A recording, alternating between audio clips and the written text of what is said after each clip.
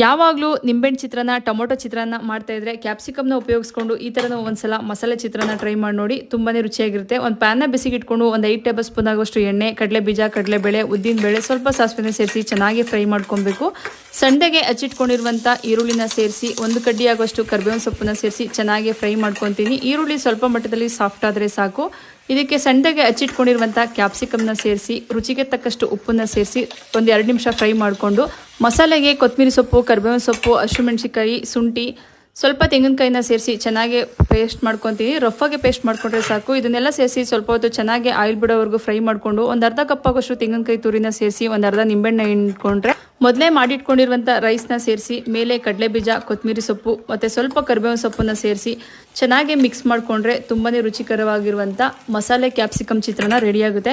Recipe ತುಂಬ simple ಆಗೈತೆ. ಖಂಡಿತ ನೀವು ಒಂದ್ಸಲ ಟ್ರೈ ಮಾಡಿ ನೋಡಿ. ವಿಡಿಯೋ ಇಷ್ಟ ಆದರೆ ಒಂದು ಲೈಕ್ ಮಾಡೋದನ್ನ ಮರಿ